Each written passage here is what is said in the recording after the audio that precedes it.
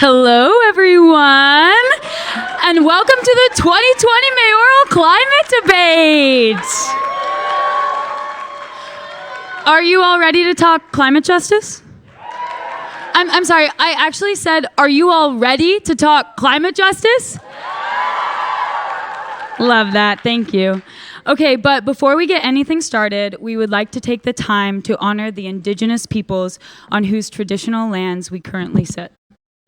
We would like to recognize the Multnomah, the Clackamas, the Cathlamet, the Cloella, or the Willamette Tumwater, and the Cascades, or the Watlata Band of Chinookan peoples, and the Tualatin Band of Kalapuya.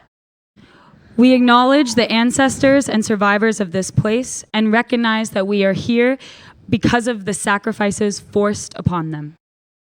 We also acknowledge the systemic policies of genocide, relocation, and assimilation that still impact many Indigenous families today.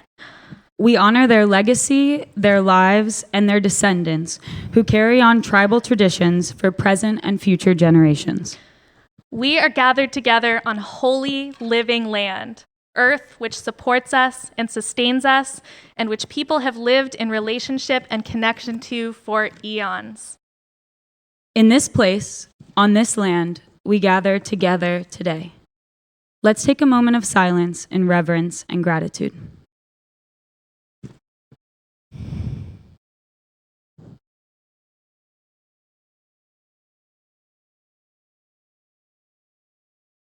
Thank you.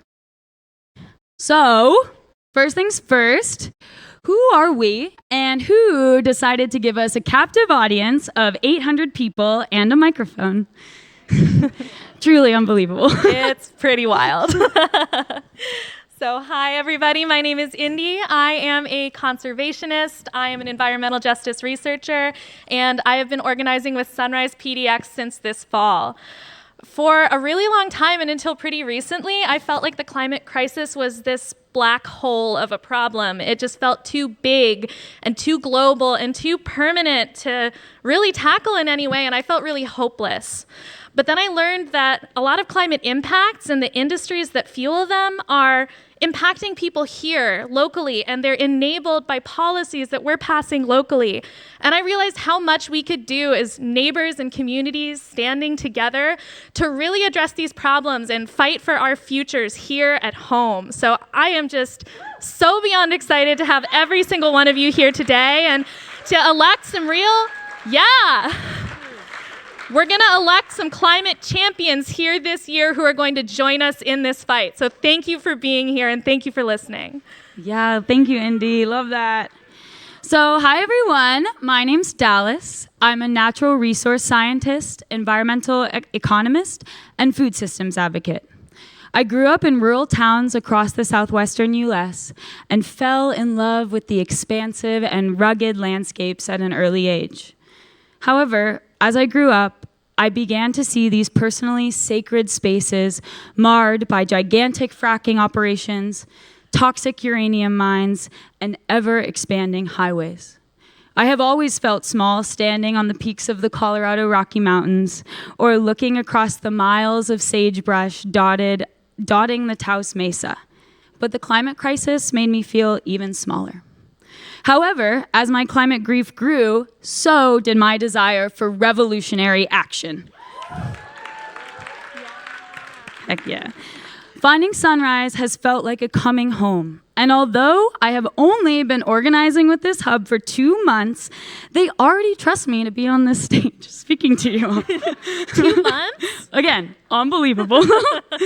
So, in my free time, you can find me at the Rock Gym, backcountry skiing, and holding our elected officials responsible for their climate commitments. Mm-hmm. Woo! Don't we love that?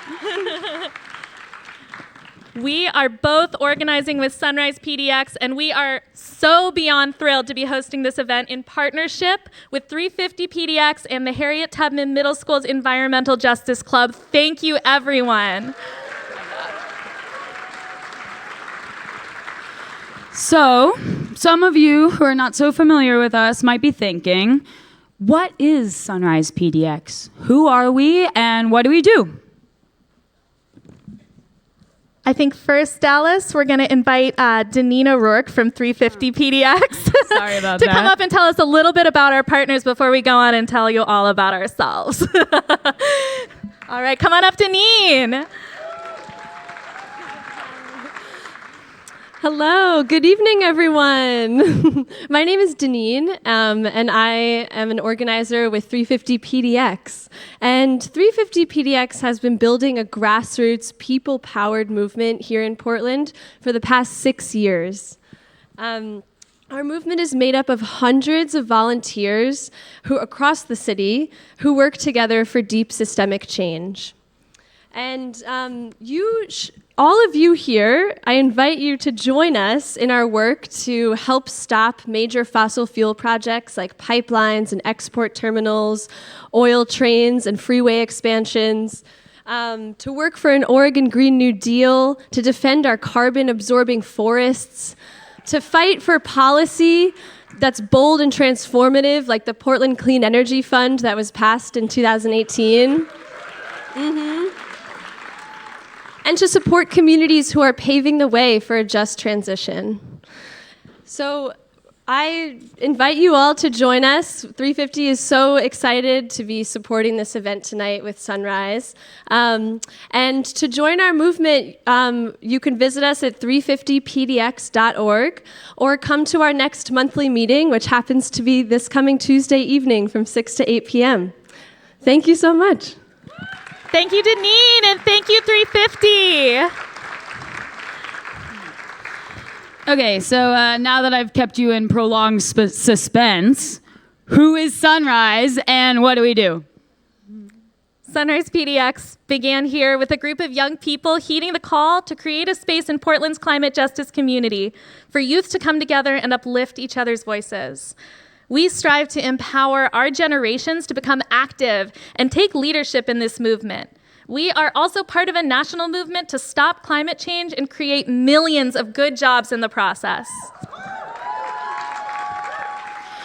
And we are creating a movement of young people to make climate change an urgent priority across the U.S., end the corrupting influence of fossil fuel executives on our politics, and elect leaders who stand up for the health and well-being of all people.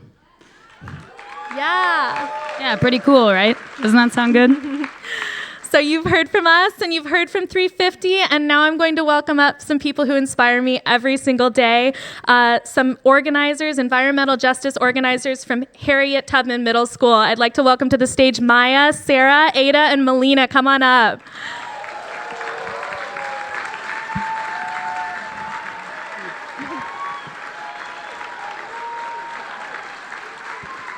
Can we get this all the way to you?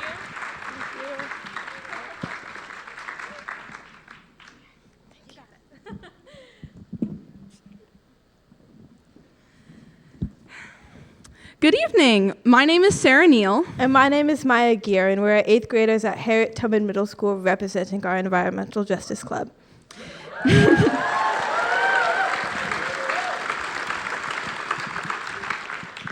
HTMS is located in North Portland, about 5 blocks from Legacy Emmanuel Hospital. The school was opened in 2018, and in our very own backyard lies the I-5 freeway, which is used by about tens of thousands of commuters each day. This was a huge issue facing our school, and there was a lot of concern for the health of our students. But the school still opened. All of our windows are permanently sealed, and we have an HVAC filtration system in our building. We are also told to limit our outdoor activity, but that is a very difficult demand for our school to follow. Our 7th grade social studies teacher, Gerald Scrutchins, formed our club to tackle this issue in the fall of 2018, but the club expanded to take on a wide variety of environmental issues. We started out our work in activism by partnering with Neighbors for Clean Air.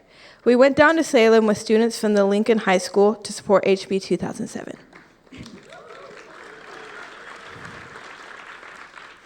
The bill was designed to limit diesel emissions from trucks on freeways. We spoke to many House representatives and had some students go on local radio and television.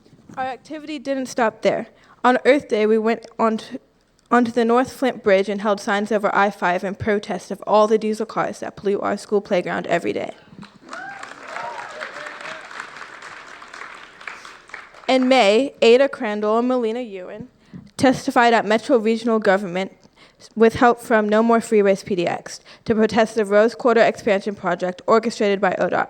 We are highly against this project as it will expand I-5 even closer to our school and increase diesel emissions in the area.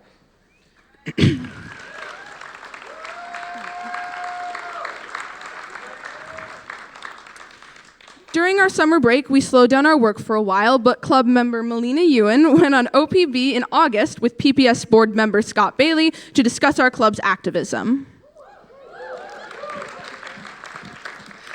We spent most of the month of September preparing for the September 20th climate strike.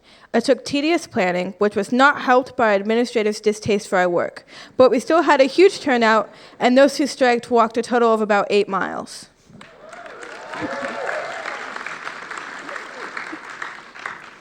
One of the main projects this school year has been our sustainability nights. These nights have acted as informational events for our families and community members, with speakers and sustainable food. We've had 2 so far, one on December 5th and one on February 6th. Our next and final one is scheduled for April 22nd, and you are all welcome to come. We have a few upcoming events for the end of the year. We are hoping for another trip down to Salem, and we are also going to Hoyt Arboretum on Earth Day for a day of service.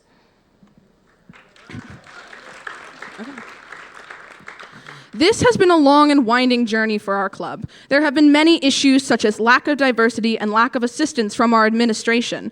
But I think we can speak for our friends and classmates that we all now know that climate change is the fight of our lives. In our society,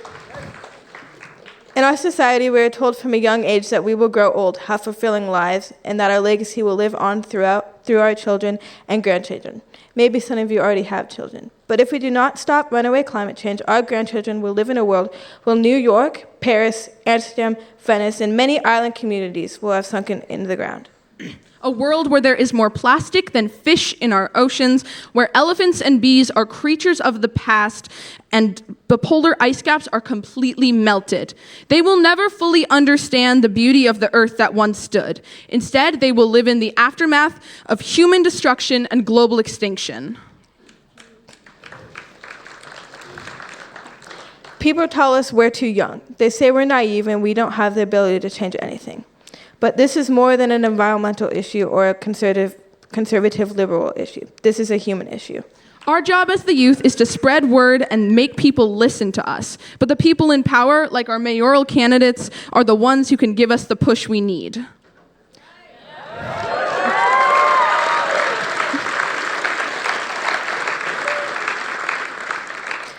Global warming, climate change, and now a climate crisis. This is the fight of our lives. Thank you. Thank you so much. Thank you, Harriet Tubman. Wow. That was amazing.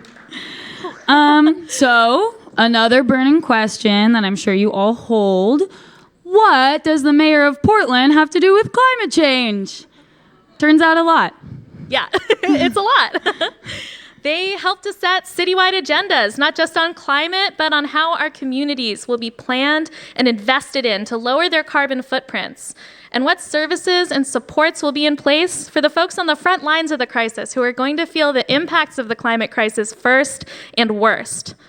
They help decide whose voices will be heard in city politics and decision-making, and the level of power that will be returned to impacted people in shaping their own future. They also help to decide whether fossil fuel infrastructure will be permitted and welcomed into our say no and stand up to the health and climate impacts that always come along with these projects. Tonight, we're lucky to be hosting a forum led and produced by youth and frontline voices. Yeah. The questions that our moderators will be posing tonight were developed in partnership with a lot of different people, with students of Portland schools, the Native American Youth and Family Center, with Verde, with Sunrise PDX Hub members, with 350 PDX, with Climate Jobs PDX. Thank you. And we are so grateful to every person who gave their time to build this forum. These are the voices that are often the most impacted by climate change, by the climate decisions our leaders make, but are the least represented in spaces and at the tables where those decisions are made. In particular, most of our moderators don't yet have the vote. So they're counting on you, on all of us, to secure and protect their future. Heck yes. All right. Thank you so much, Dallas. Thank you so much to every single person who's contributed to this tonight. And without further ado, I think it's about time that we invite our candidates to this stage. First off, I'd like to invite Ted Wheeler to come on up and join us. Ted is a sixth-generation Oregonian, yes. Ted was born in Portland, and he graduated from Lincoln High School. Ted has served as Portland's mayor since January of 2017. As the chair of the Multnomah County Commission, Ted also jump-started infrastructure projects, including the Selwood Bridge and the East County Courthouse. During his time as state treasurer, Oregon's investment portfolio outperformed every one of its peers in the nation and earned an upgraded credit rating. Welcome, Ted. Thank you. Thank you. Thank you. Next, I would like to welcome to the stage Sarah Iannarone.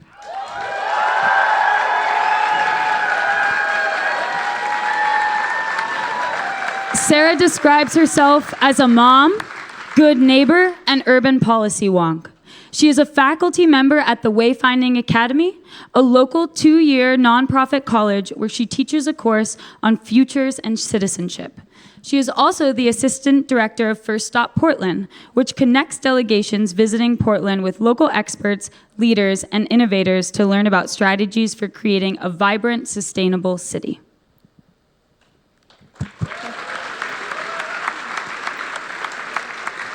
Thank you, Sarah. Next, I'd like to welcome Ozzie González to the stage. Ozzie, come on up.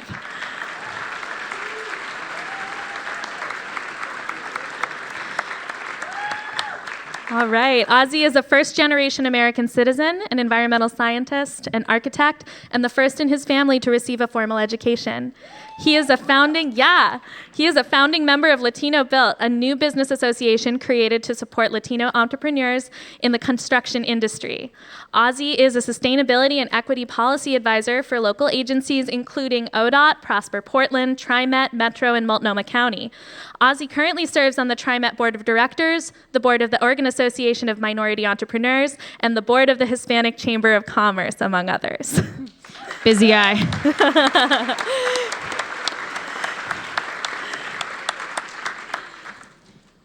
Next, I would like to welcome to the stage Teressa Raiford. Teressa founded... Yeah, come on. Teressa founded Don't Shoot Portland, a nonprofit that provides no-cost services for legal support, advocates for families affected by gun violence, and develops social change movements for youth and vulnerable communities. Teressa has demanded audits surrounding equity, public safety, police accountability, and state interagency access by showing up at city halls, state capitals, and state work group committee meetings. Thank you, Teressa. Finally, I'd like to welcome to the stage Piper Crowell. Piper, come on up.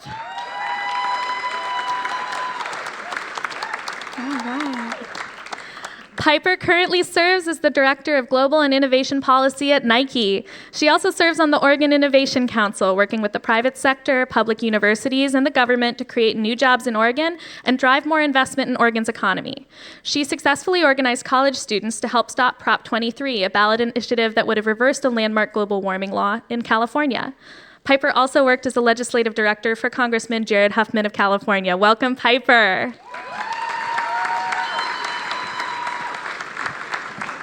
All right, can I get one last round of applause for all of our candidates for being here tonight? Yeah! Thank you. Thanks to each and every one of you. We are so excited to hear from you tonight. So next, we're getting this show on the road, moving right along, and we are going to welcome our youth moderators to the stage. These are the folks that you are going to be hearing from for the rest of the night. Get excited. Please welcome Bella.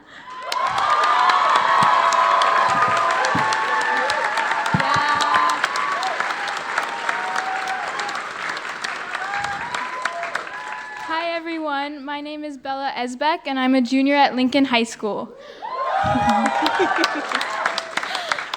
I started organizing with Sunrise 6 months ago after the September 20th climate strike.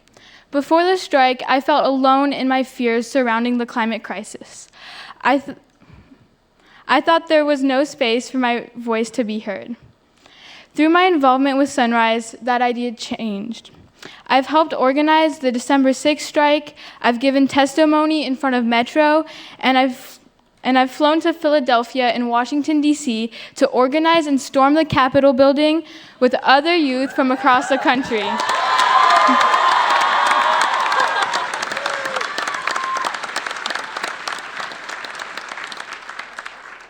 I continue to fight in this movement because I have the privilege of choice, choosing to stand behind frontline organizers who have been doing this work for centuries. But this movement isn't about what I've done as an individual, but about all of us fighting together for environmental, economic, racial, and social justice. Thank you. Thank you, Bella. All right, next I'd like to welcome to the stage Shreya. Shreya, come and join us.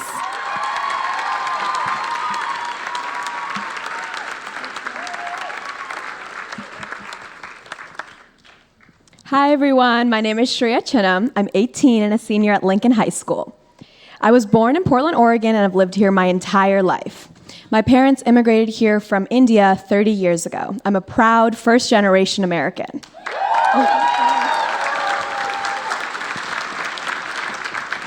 The momentum of youth-led climate strikes worldwide this past year has inspired me to immerse myself in climate and social justice advocacy. This past year, I've helped organize many climate strikes and community events for the city of Portland. After the first global climate strike on March 15th last year, I led a march to our school's district headquarters because they had failed to implement a resolution they passed 3 years ago, which ensured that all Portland Public School, kindergarten through 12th grade, would have climate literacy programs to educate youth about the climate crisis.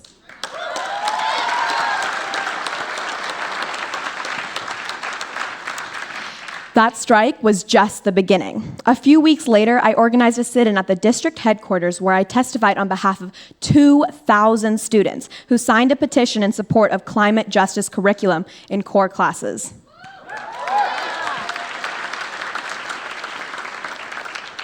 We persevered through continuous pushback and bureaucracy in order to demand accountability from our school board. Now, the upcoming school year is going to have climate literacy programs which would not have been developed nor implemented if it weren't for the dedicated student advocacy, proving that my generation can and should be practicing civil political discourse within our communities in order to be active agents for justice.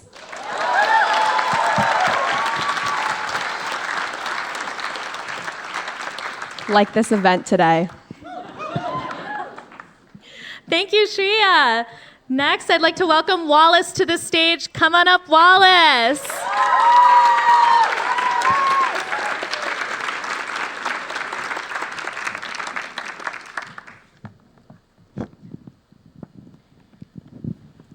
Hi, my name is Wallace Sullivan. I am an 8th grader at Harriet Tubman Middle School. I am part of the Harriet Tubman Middle School Environmental Justice Club. We are very active in trying to stop the I-5 freeway expansion in our own backyard.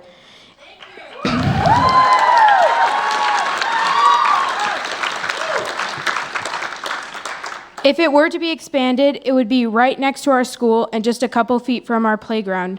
And tens of thousands of diesel trucks pass our school every single day. We would like to continue our activism as we transition into high school. I plan to join the Grant High School Environmental Justice Club along with other 8th graders so that we can stay in the fight for climate justice.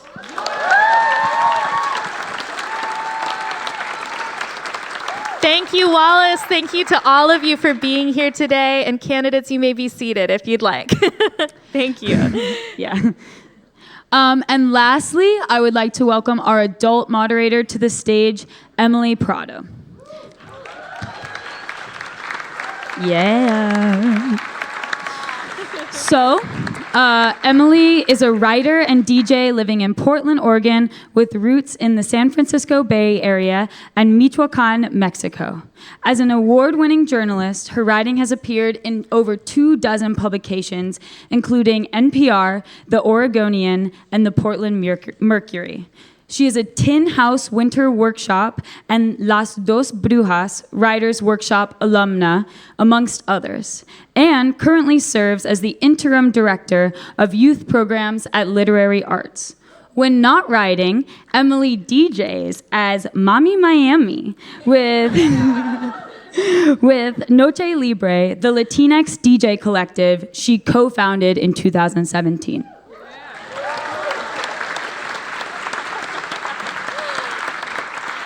Thank you, Emily. And lastly, before we get started, I'd like to welcome one of our fellow hub members to the stage for a quick announcement. Susie. Hi, everyone. Wow, look at this room. Oh, my God. Look. Wow. There's so many people here. This is amazing. Okay, quick public service announcement. As I'm sure some of you have heard, our Governor Kate Brown has declared a state of emergency in Oregon because of the coronavirus. And so I just want to take a moment for all of us to kind of just hold in our hearts anyone who might be feeling afraid right now. Because maybe they're elderly, or they're immunocompromised, or they're young, or they love someone in one of these groups. So if we could all just together take a big deep breath and let it out and know that we're going to get through this. And we don't have to be afraid to take some really good precautions. So what is the first thing we can do to stop the spread of this virus? Wash your hands, yes, and not just a little baby washing of your hands the way I did my whole life. I mean a robust hand washing with warm water and soap and 20 seconds. So you count, you can sing happy birthday twice. You can pick a different person in your life every day, every time you wash your hands. And then between the fingers, under the nails, on the wrist, just get those hands so clean. Try to avoid touching your face. Wipe down common things that you touch, doorknobs, steering wheels, your phone, light switches, things like this. And that's it. That's it for the public service announcement. Yeah! All right. Oh, wait, no, that's not it. We have more stuff that I'm actually forgot to tell the candidates. They're going to help me with this. So we're trying to avoid shaking hands right now, right? So there's a few other ways that you can greet people. So Ted gets my favorite one because he's the incumbent. So the first way is the elbow bump. Thank you. Sarah gets my second favorite one. It's so sad because this thing is here, but we're going to shake with our feet. Bam, bam, yeah. All right. Ozzie gets the wave. Friendly, love in the face. All right. Teressa gets the respectful nod. Ooh, yeah, love that. Yes, hi, solidarity. All right. And then Piper, respectful nod. Yes, thank you so much. Thank you. Wait. Whoa, cool. Yeah. So we're going to just practice this. We're all in this room practicing little D democracy, and we do that by getting to know our neighbors. So meet someone you don't know and give them a foot or an elbow or a nod, however you want. Say hi, introduce yourself.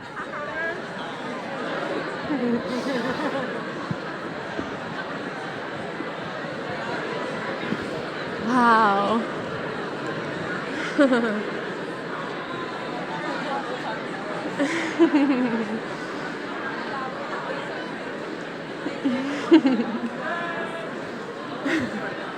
Yes. All right, I need your attention in 5, 4, 3, 2, 1. I'm a teacher. That's a skill you can do as a teacher. Yeah. Okay, so we are in Sunrise, and in Sunrise we love to sing. So we're going to be singing this amazing song now. These are the words, and we're going to sing together. The candidates and the moderators have agreed to help us lead it, and we're singing this song because one of these candidates is going to be elected to lead our city, and we need to remind them that the power stays with us. The power stays with the people. They follow us. Thank you. All right, here we go. As soon as you've got it, jump in, because it's kind of weird if only politicians sing this part.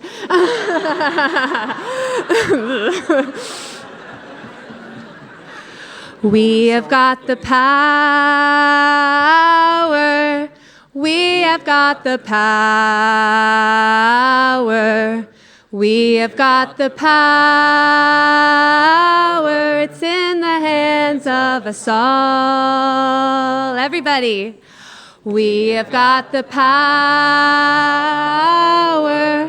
We have got the power. We have got the power. It's in the hands of us all. Last time. We have got the power. We have got the power. We have got the power. It's in the hands of us all. Yeah! All right, take it away, Emily. Hello, can y'all hear me? All right, thanks everyone for joining us tonight. As you heard, my name is Emily Prado. I am honored to be here today with these wonderful youth and our mayoral candidates.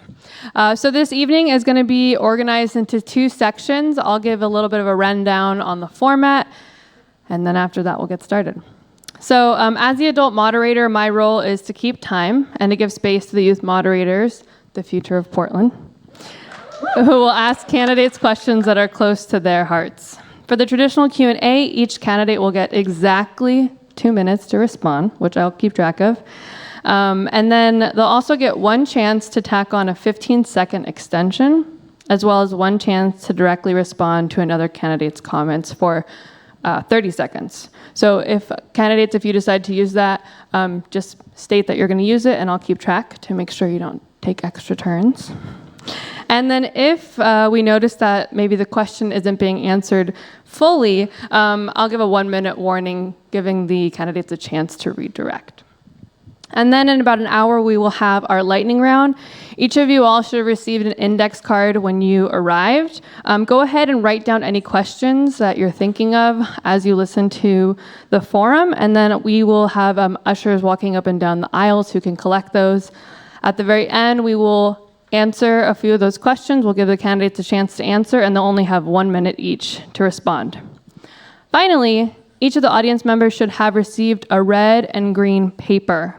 Your role is to feel free to use these papers throughout as a way to respond to candidates. So, if you like what you're hearing, go ahead and you wave that green paper. If you don't like what you're hearing, go ahead and wave that red paper. So, let's do a quick practice round. Are you all ready? Climate change is real. Look at that. Yeah. Look at that. A+. Only adult voices matter. Boo. All right. And what we're going to do now is we're going to give it up right now. A round of applause to Bella, who will be kicking off the debate.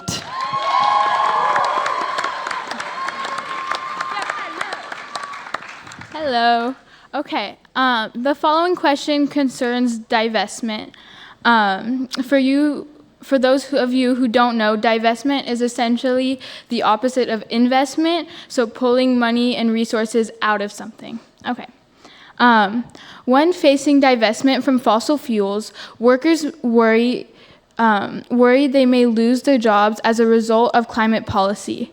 A just transition from fossil fuels would assist workers and unions in transitioning to jobs in the green economy that provide family wages, benefits, and the right to organize. What is your vision for a just transition in the city of Portland, and how will you, as mayor, collaborate with unions and other worker support organizations to build and implement the strategy? We can start with Ted on this one. It's starting with me. Sorry, it's a little hard to hear on this one. There were two questions. I'm going to answer them both. First of all, with regard to divestment, I have supported divestment at the City of Portland. As you know, we got out of corporate investments entirely as a result of people coming in and objecting to certain parts of the portfolio, so we got out of it.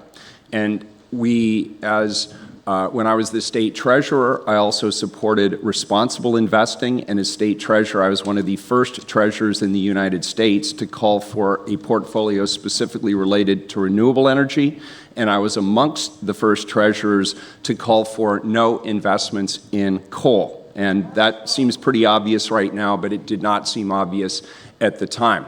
With regard to a just transition, I was the one who worked with my city council to move us towards the commitment which we made to 100% renewable energy. We are now committed, but we didn't just do what other cities around the country did. We actually went further, and we said the transition needs to be just, and we said that the transition needs to include community-owned renewable energy assets.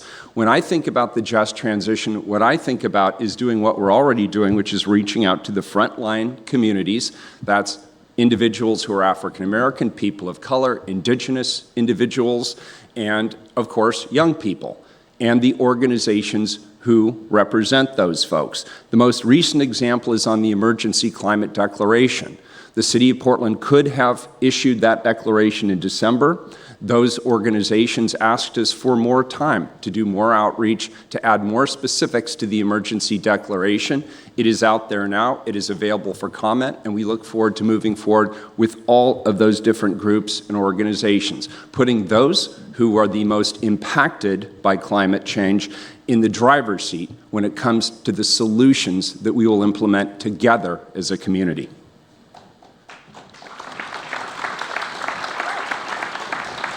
Thank you. Thanks, Mom. I appreciate that. Now we can just go down the line now with Sarah. Okay, I think I might need to move this up. Oh, it's fixed. I'll just move it this way. Can you hear me if I go like that? Okay, thank you. Yeah, it's hard to follow sometimes all those amazing words. Portland has a lot of amazing words, don't we? There's always a declaration this, a policy that, but the question is, where is the urgency and where are the teeth? I would ask myself, why are we only talking about a climate emergency, declaring a climate emergency in 2020? This is something that should have happened on January 1st, 2017, if you're going to campaign as a climate mayor. I also think that one of the more important things that we need to do is not think about just doing enough as being good enough anymore. Not doing the very best that we can on these fronts is actually falling behind when you think about the challenges that we face. So for us, I think what we need to do is work more collaboratively. I think we need to give credit where credit is due to the people all over this city who are working from the advocacy community in particular to force our city into this action. Because when we don't, things don't happen with the necessary urgency, accountability, and oversight to make sure that we're making the progress that we need to be making in real time and in alliance with our economic and climate goals.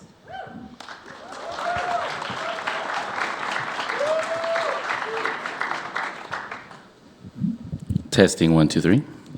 All right. It's important to recognize that this emergency has been going on for a while. The first line that was drawn was at 350 parts per million. We passed it years ago. The line keeps getting kicked down the road. At this point, whether we're talking about 10 years from now, 8 years from now, 5 years from now, that argument is moot. What really we need to focus on is we're running late. We're behind schedule. And so what we're talking about right now, this is a conversation we should have been having 30 years ago. We needed to be laying the foundation so that we had better options at this point, this far down the road, to be able to shift resources. Now, the question was about divestment. It's important to understand how the global markets function to know that we're not just pulling money away from something, we got to channel it towards the future. So I say we got to redirect those funds. And I know that there's funding right now that's just something we inherited. We inherited a system that subsidized fossil fuel infrastructure, that subsidized wars over the Middle East to extract natural resources, to develop the industries that we now rely on today. And we have to replace all of that. We have to be able to invest in the future infrastructure just like we did the first time.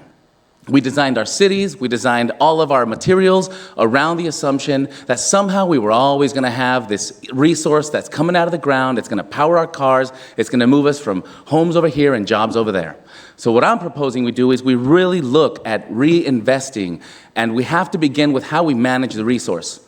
Now, the last time we had a climate action report updated was in, what was it? The year that Ted got into office. We haven't had one there since.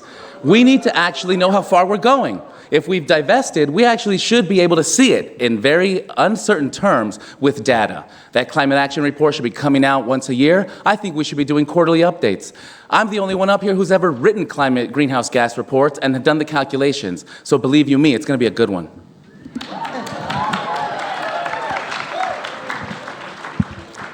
So I'm not going to say what everybody else said because they made the statements that we've all heard before. But what we have to do is we have to hold truth to power. We have to actually speak to what divestment means for us. A lot of times on the front lines, what I've heard is that when we divest, we are also divesting from mass incarceration, we're divesting from genocide, we're divesting from racism and displacement of families.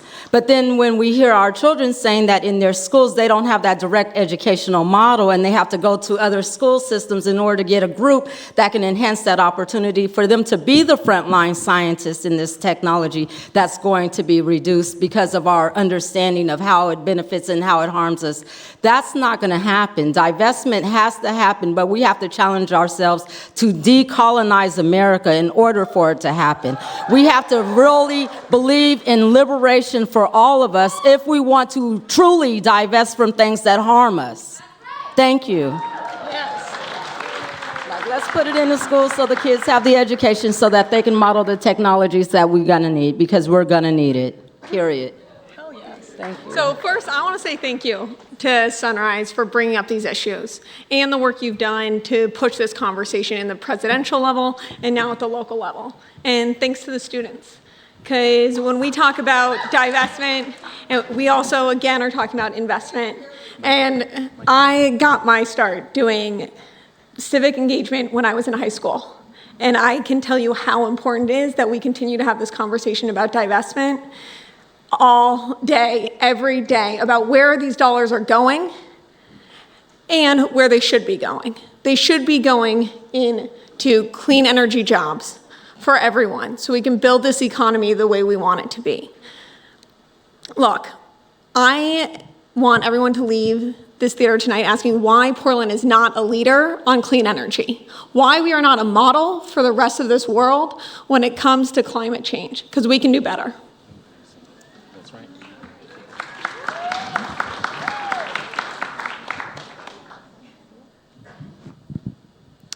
Okay, so the next question. Migrant justice is climate justice, with as many as 1 billion people expected to migrate due to climate disruption by 2050. At the same time, we are seeing the federal government interfere with local migrant policies to enforce deportations on DACA recipients such as Hector Senedo Sanchez. As mayor, how will you protect and support immigrant and migrant communities displaced by climate change and aid their integration into a local green economy? How will you advocate for individual immigrants who are facing deportation? And Sarah, we can start with you. Thank you. Thank you very much for that very important question. I've released a comprehensive set of policy packages. One of them is called Rethinking Public Safety. And what we've done there is take the stories that we're hearing from our friends in the street who are under threat right now, from the rise of authoritarian nationalism that we're seeing all around this globe, and chart a path forward for Portland that makes sure that as we are making progress on our climate action goals, we are doubled down on being an inclusive city, and a city that protects our most vulnerable as a matter of everyday practice with every resource at our disposal. This is critical right now. Portland is a leader, whether we like it or not, and people from around the world are looking to us to lead on this critical issue. We cannot call ourselves a sustainable green city when we have immigrant and refugee communities, our LGBTQ brothers and sisters, our naturalized citizens of color, all sorts of people in our community are under threat. We have to be able to accommodate newcomers with joy. We have to say, you are welcome here, you are a part of our city, we are happy you are here, and we're going to focus on rebuilding our civic fabric, we're going to focus on grassroots participatory democracy, we're going to focus on abundant housing supply, we're going to focus on protecting parks and green spaces so that when you come, there is a place for you, there is a role for you, and that as new people come to our community, they feel welcome, safe, and secure, and empowered and engaged to be part of the change that we need to see. Because if we are not focused on this and we are not all on the same page about this, the threats are going to be real. Our society is going to continue to be divided, and we're not going to be able to make progress on even the simple things because we're going to be out there in the streets every day fighting back xenophobia, bigotry, and hate.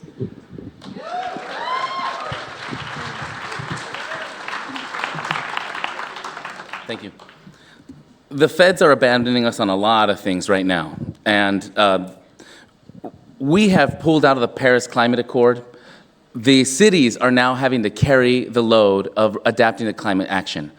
And the concept of how we protect people that are part of our workforce, that are part of our cities, that are the most vulnerable, has also fallen on the shoulders of cities. And this is absurd, but it's a demonstration of how important local government is. So while we're all busy watching the federal elections, having you in the room and everybody watching tonight this is really where democracy is happening, is at this level. Now, I feel for the vulnerable that are going out of their house every day uncertain whether they're going to work to drop off their children, whether or not they're going to make it home. I know there's people out there that are in legal limbo, and whether they've been working for 20 years, they might have a house, they might be paying taxes for 20 years, they are still putting everything at risk every time they go outside the door, because we did not give them a right formal contract. From the years of the bracero movements in the 50s down to today, the United States has relied on a workforce post-slavery that is still a slavery model. It is still subjugating people. It is still relying on folks that do not have rights, do not have a voice, and we are allowing that to happen.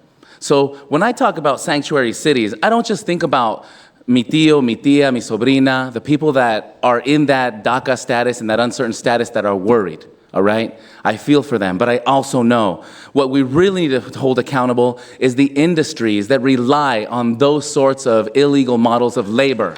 And so I say accountability, sure, but let's talk to the landowners, let's talk to the property owners, and if we're gonna fix this, let's make sure that we're addressing the needs of the people that we depend on, because we have not given them the dignity they deserve.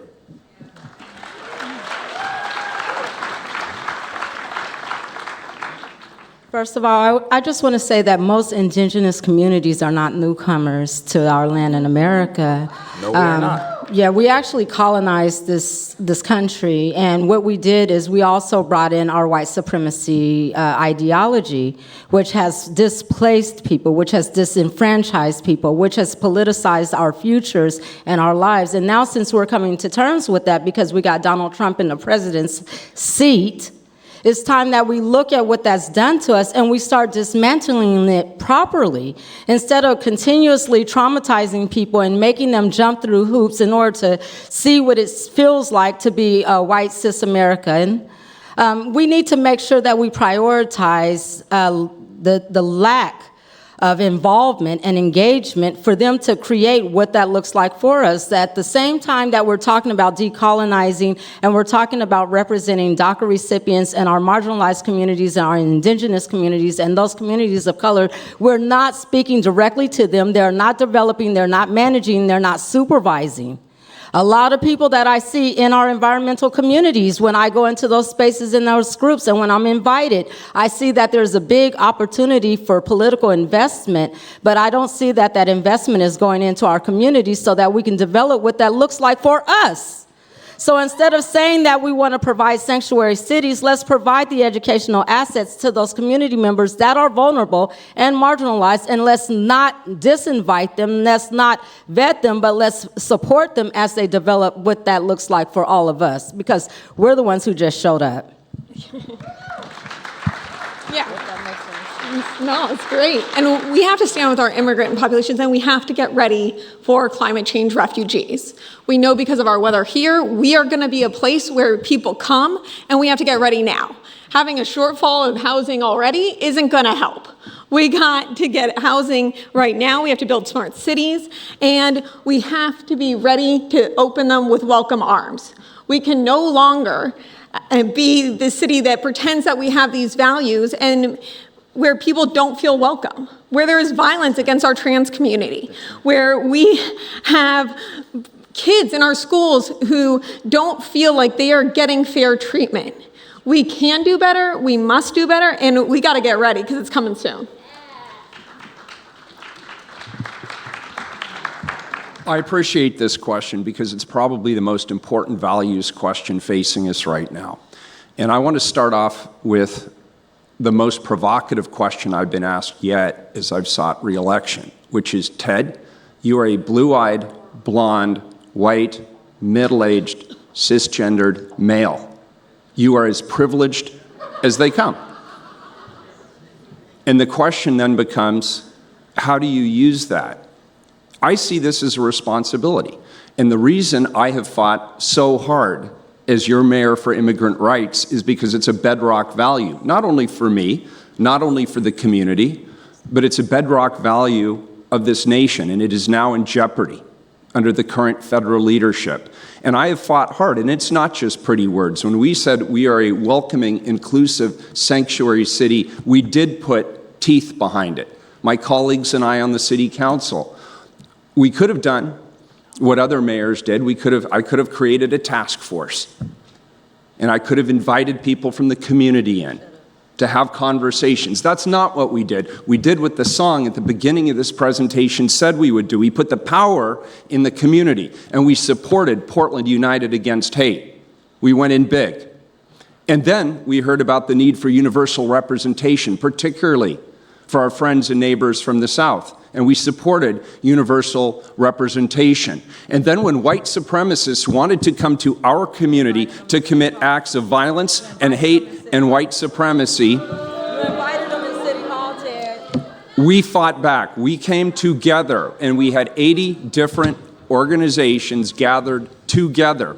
Community organizations, frontline organizations, those who do not always come together on political issues, and we said those are not the values of our community. And some of those individuals who wanted to come here turned away because they knew what our values were. And just making a note that the 15-second extension was used, and now we have Sarah who would like to respond with 30 seconds. I find this very difficult to listen to because when our community mobilizes to protect our vulnerable people against hate, the police brutalize us in the streets. You close the Hawthorne Bridge to the Proud Boys and give them an escort to their bus while our climate youth marchers are forced with traffic and brutalized by, yeah, I'm there. I was there. I witnessed it with my own eyes because I attend every single one of these protests, and I watch the people on the front line, and I watch the people who wear sparkle tutus like me, and I watch what the cops do, and it's not working. This is not okay. Sarah, that is time, and now it's Teressa's turn I'm just for really 30 mad more about this. seconds. Sarah, I got this. All right, Teressa, 30 seconds starting now. Thanks. I got this. Ted, you're a liar.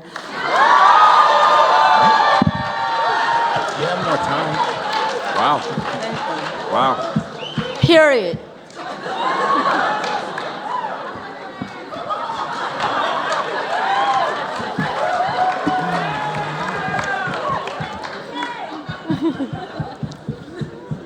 All right.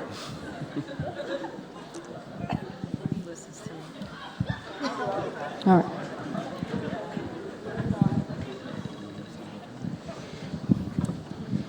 The next question. 40% of America's carbon emissions comes from transportation, and yet the Oregon Department of Transportation is proposing to spend billions widening freeways across the Portland metro region, including I-5, which happens to be in my school's backyard. My club has been protesting it at the Metro Council meeting and in Salem. It will not only affect us, but our younger siblings. This locks the future generations into bad land use patterns and robbing us of the opportunity to invest in sustainable modes. How will you use your elected office to pressure the Oregon Transportation Commission and ODOT to divest from fossil fuel infrastructure? And where and how should Oregon be investing in green transportation instead?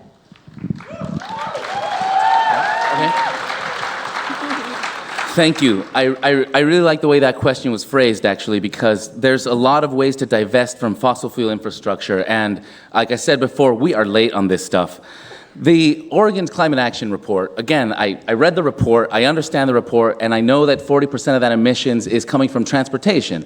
But as the report also states, there's a huge chunk of emissions that are not in the report because it doesn't include that Scope 3 emissions. It excluded two major chunks that we are not talking about right now, and I'm just going to point them out to us. The timber industry is not included in that Oregon State report, and heavy manufacturing and freight. So all of the things coming internationally are not getting counted as well. So I want to acknowledge something. We are in a global market right now, and we're busy trying to build affordable housing, trying to build new expanded bus service. We're trying to do things within our own city that are requiring that we bring materials and products and goods and services, and we have not set up our state to manufacture these things. So they still have to arrive here, and they do carry a lot of weight. And so in the future, one thing I want to acknowledge is something's not going away, and that's gravity. And we are still going to be moving things horizontally. So what I say is we've got to be changing our investments. We should have started this long ago. We got to be investing in the new fuels of the future and the new vehicles of the future. There's no reason for us to wait for other cities and other states to save us on this technology. So I'm putting forward some design standards to actually help accelerate the DIY economy, the makers, the craftspeople inside of Portland to start producing new fuels and new vehicle types that are going to move us around this city. Most of us don't rely on the I-5 to do most of our day-to-day doing things around Portland. The vehicles that are freeway compliant are way too robust. We're cutting butter with a chainsaw and driving 10 miles an hour, 20 miles an hour, or whatever we're doing, moving around crowded roads. That is absurd. We should be using vehicles that are much lighter, much smaller, much leaner. Time. Thank you. Thank you. I didn't see the sign, sorry. I just want to say I'm a fourth-generation Oregonian, and I remember the first time we did this type of work in our communities, and I remember how many people got sick. I remember how many people were displaced. I mean, remember how many promises that were given to us were not kept. And I know that every time that it happens, when we are displaced, we're put in areas where the pollution is even more effective towards us. I grew up with asthma. Every friend that I knew had some type of illness. All of our family members that got opportunities to have jobs, they got things like asbestos. They got things like lung cancer just from living in those areas. A couple of years ago, in this generation, we had to fight with children and families on the front line to bring a notice that there was lead in our schools in the drinking fountains. Like, we know that there are issues that are happening, but developing on top of families and in communities without really an analysis of how it's affecting us and what that development is going to do to affect us even harder is just disingenuous. And I think that from what I see in the history of our community, it doesn't just create displacement, It creates disenfranchisement for the people who have built their families, have built their lives, are planning on having intergenerational lives and families and community, and are displaced to nothing. Right now, the people in Northeast Portland that lived there in the 60s and the 70s when we did this type of expansion the first time, their grandchildren are displaced in Southeast Portland where we have no sidewalks and where the pollution is rampant. So what are we going to do this time? Where are we going to put them this time? You can count on it not being a good place. So we need to stop it now. Everybody, if you're not involved in this, you have to be involved, because when these decisions are made for us, they're made to exploit us and they do not serve us well. And that's on the record. I hang out with archivists. I hang out with people that study history. This is a hustle and it's taking away our lives and our livability. Stop it. Just stop it. Yeah, the city needs to apologize to the students of Harriet Tubman and to the albino community for once again trying to pollute your community and to allow stormwater runoff to go down your streets and allow the air you breathe to be full of diesel emissions. It's unacceptable. You know, we'll hear that it's because, oh, we didn't have a place at the table. Well, bring your own chair. Break down the door and show up to those meetings, because we know that's the only way that we can protect our students, our communities, is to get involved in conversations that we may not originally be welcome at.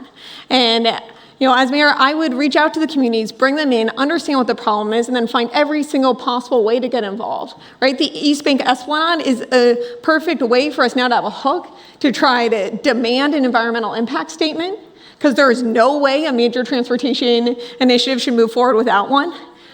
And we know that that's going to affect our community and something we spent money to build. Why would we let that go by the wayside? So again, we got to get involved. We got to get the community involved, and our leaders have to have a seat at the table.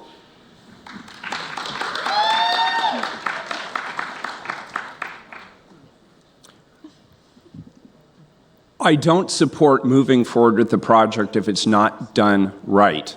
And I'm on the record, along with my colleagues on the City Council, my colleagues at Multnomah County on the Multnomah County Commission, those two paragons of conservatism in the state of Oregon.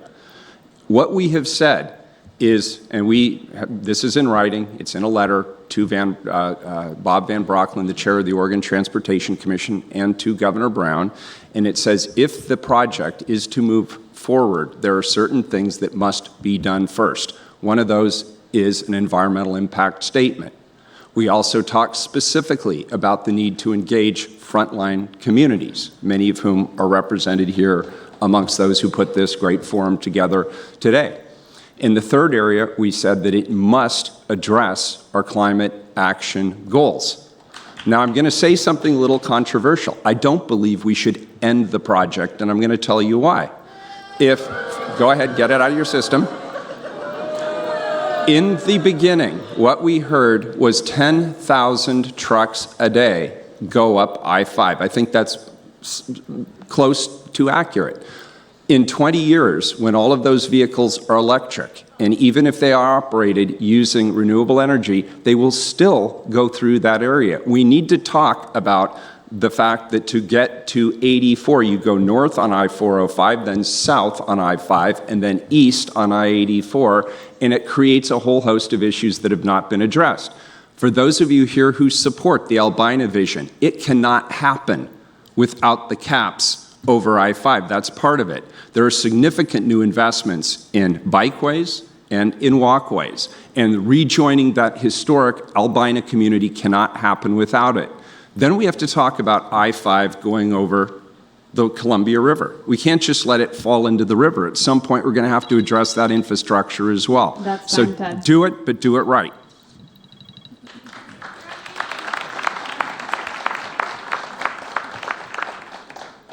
I don't want you to get it out of your system. Please, keep it coming.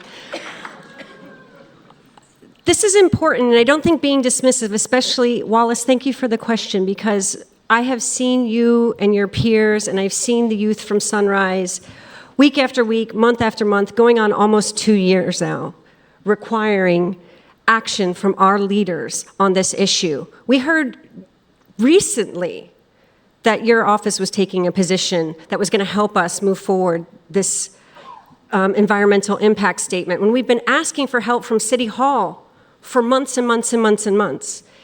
The notion that we're supposed to not be upset when the vision of the future that we have claimed we believe in for our people is one that is free from fossil fuels, one that is based in transit access for compact neighborhoods, one where if I want to ride my bike across there, I don't have to go through 8, 9, 10 switchbacks just to get there. Everything that has to do with active transportation there is an afterthought. We need to be not spending billions of dollars expanding fossil fuel infrastructure in the middle of a crisis, a climate crisis, while 50 Portlanders died on Portland streets last year. Let's talk about that, because the fact is, ODOT is trying to sell this to the public on bad data, bad analysis, and the false premise that this is a safety project. There's nothing reliable, there's nothing true, and there's nothing safer about this. We need to be making investments in active transportation, infrastructure, and transit for our neighbors in East Portland. We need to be making sure that when it comes to fossil fuel infrastructure, that we are managing the decline,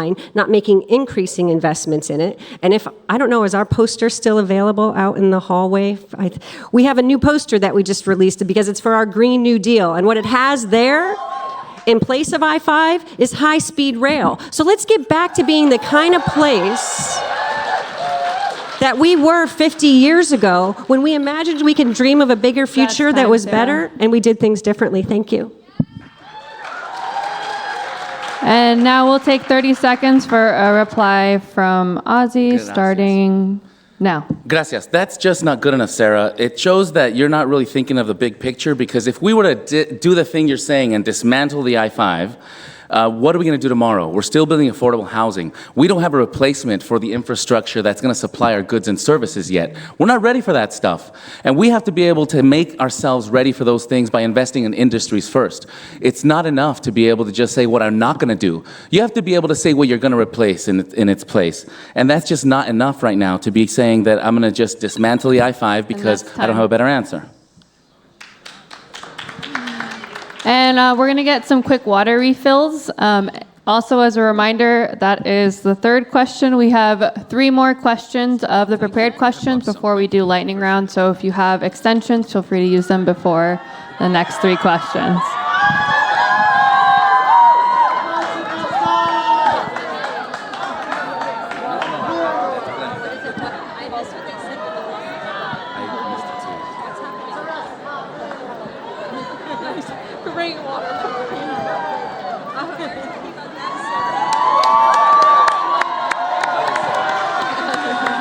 All right, and if we can have your attention, please, now as we continue our forum. Thank you. Okay. The Cully neighborhood has some of the most polluted air and soil in the nation. It's also one of the most diverse neighborhoods in Portland, home to many Black, Indigenous, and brown folks. This is not a coincidence. The J District shares many of these challenges. Roads filled with potholes, bad air quality, and limited opportunities for affordable housing. Community-led organizations have led efforts to bring more opportunities to these neighborhoods without gentrifying them, but support and investment from the city has not risen to the challenge. It would be wrong to talk about climate and environmental justice without talking about specific polluted communities of color.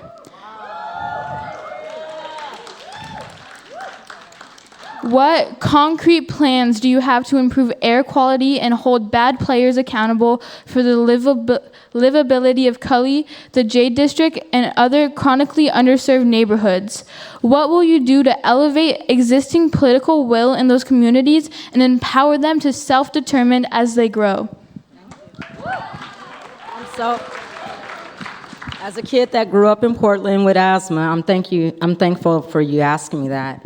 The thing is that unless we build in, and I keep saying education, unless we build in an education system that is directly impacted and engaging the communities that are most vulnerable, those communities will not have the opportunity to make the politicians that we elect have that political will and courage. Because when we elect them, one of the things that we believe is that they're listening to us, that we're going to vote for them, and that they're going to make the change happen. But what I've learned through the process of community organizing is that once they're elected, it is the beginning of what that looks like. So the delivery of what our purpose is when we think that these people are the right ones to bring us into this opportunity as marginalized communities that are being delivered the brunt of this, it's just disadvantage. It's a disadvantage if there isn't a priority for the investment to go directly there. And when I'm saying that, I'm saying it because what we hear from leaders is, we're gonna do this for you, but they're not literally listening to the people that are telling them why they're sick and how they're sick. Like, they're not knowing how they're being sick. They know why they're dying. They know how they're getting these cancers. They're telling their landlords. They're telling the people at the health department. It's being documented. It's on the record. And right now, we're just now getting into a part where we get to audit what that looks like.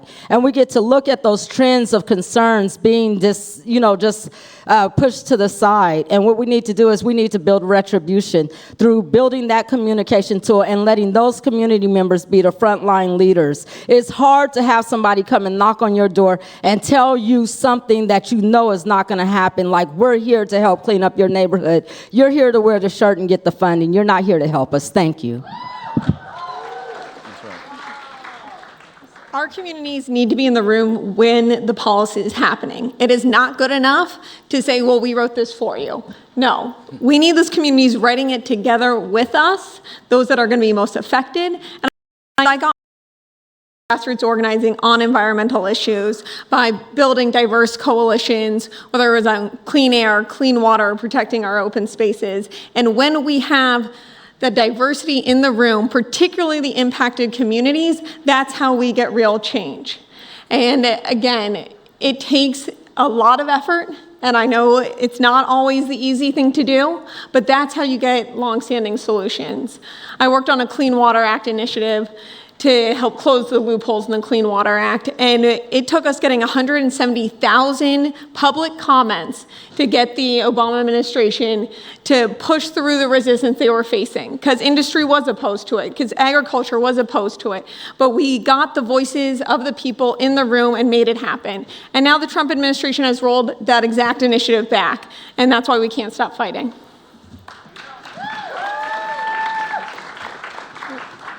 I think the key to working in any particular neighborhood or any particular community is listening to what the community needs from government.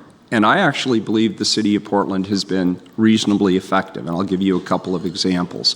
First of all, when we're talking about the Jade District, when we're talking about the Cully neighborhood, there's two organizations that, amongst many, that we go to. The first would be Apano, and the second is actually the Jade District itself, the Neighborhood Prosperity Network, which works on some of the issues related to entrepreneurship, minority business ownership, and strengthening the area around the Jade District. And we've worked very closely, my administration has, with those organizations, and the council on the whole has been very supportive of new investments in that area, specifically three that come to mind. The Asian Health Center. I was proud to go to the ribbon cutting of that about 2.5 years ago. That's been an important part of the community's redevelopment, and it's self-directed by the community as being something important. The affordable housing and the community space that are located right across the street are also integral investments to that particular community. Now, with regard to air quality and water quality, we've been very aggressive on that front. I'm very happy with the fact that we've not only brought the renewable ordinance to City Council and we've committed to it, but I'm proud of the fact that we brought back the fossil fuel ordinance. It was first passed in 2016. It was remanded by the courts. We re-upped it, we fixed it, we implemented it. We also stopped Zenith. After a full process, a thorough and legal review, they'll be back. I know. Look, I know they're coming back, but we're going to be ready for them there. And we also work on issues like the single-use plastic ordinance to prevent plastics from entering up in our waterways or entering up in our riverways. And we're going to continue to push forward. I'm proud of the work that the council has done up to this point. That doesn't mean we're done. Doesn't mean we don't have more work to do with the community. Thank you.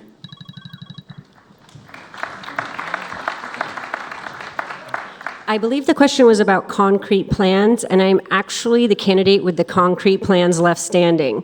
We have put out both our Green New Deal policy and our Housing for All policy include funding for community-led planning processes. Now, when you think about this in terms of housing, when you think of it in terms of jobs, when you think about it in terms of air quality, we have to start to decentralize a lot of the things that we're doing in our Planning Bureau, in the Bureau of Development Services and Transportation, Prosper Portland, to make sure that the communities are leading on this and not just being led by us on this.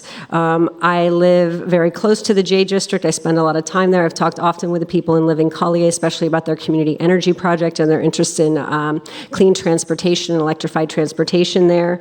And what I'm seeing is that there are ways that we can do this more effectively and more efficiently by getting the resources straight to the community. When you think about air quality, for example, the partnership between Multnomah County, City of Portland, and Portland State University, led by Professor Linda George, where you're able to install micro air quality monitors in neighborhoods around the city. We should be investing in things like these where the community is leading them, both the research so that we're building capacity there. We're partnering with our institutions like Portland State University that need our time and attention. Those relationships have atrophied recently. We need to think carefully about what does it mean for us to be implementing things like Thrive Zones so that those communities, like I know that Coach Sam, I don't know if he's in the room, but what he's doing over at Chavez Elementary School in terms of trying to make sure that there's not idling automobiles when the children are coming and going to and from school. All of these micro responses are the answer to the global climate crisis. It's going to take millions of micro responses by all of us, all across the city. And as a municipality, we need to make sure that we're getting the resources, both in the resources in intellectual capacity, in resources in terms of money, the planning capacity, so the communities can lead solutions on their own.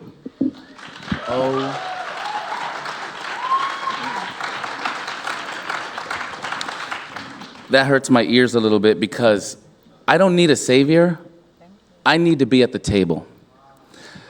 I grew up in the land where smog alerts were made famous. It was time for me to go home when my lungs burned at the end of playing in the park. I'd pass a junkyard, scrap metal yard, past the trailer park on the way to the little shack that was my house. I knew that the system wasn't made for me, and I knew that they couldn't make decisions about us without us. So I took it upon myself to learn the ways of the system. I got an environmental science degree so that I learned how the planet works. I started getting involved in government and business so that I knew how the systems of finance and markets worked. And I got involved in sustainability because I knew every day that if we can transform our systems, that we can build a better world. And I wanted to be at the table because I didn't rely on anybody else to be able to save me. And I know that just like nobody gets to decide who represents me, I don't get to decide who I represent either. So I'm sorry, but it hurts me to think that I'm sitting here feeling like I'm not being seen. Have you looked at me? I'm a climate scientist. I've been working on this stuff for a long time. I've built on the systems of this government so that I can help be ready. Did my homework so that when the day came, when I was at the table, when I had the opportunity to speak up, I knew what I was talking about. I've made it this far, and I still have a hard time feeling seen. So I'm going to tell you that we have a vision. And we have a great vision, and I'm just going to tell you what the vision of Portland is, because I didn't invent this. I've just been listening. But you want a vision? Net zero energy, zero waste, zero fossil carbon through our materials, through our utilities, through our products, and that is everything. We need to have district-scale stormwater, district-scale energy, a sustainable food system. All of that stuff is not just starting with a coalition, yes, but you still need people in City Hall that know what they're talking about. Imagine if you had a mayor that knew the difference between the nitrogen cycle, the sulfur cycle, the carbon cycle, the water cycle, and they can look at policy and understand where it's actually doing better. Imagine. That's time. Can I get more? Yep, extension. And imagine if you had a leader that understood the difference between two schools of thought with inclusion. There's those that think inclusion is about doing favors to the disenfranchised. And then there's those like me that recognize, no, señorito, inclusion is about positioning yourself for the future, which is diverse.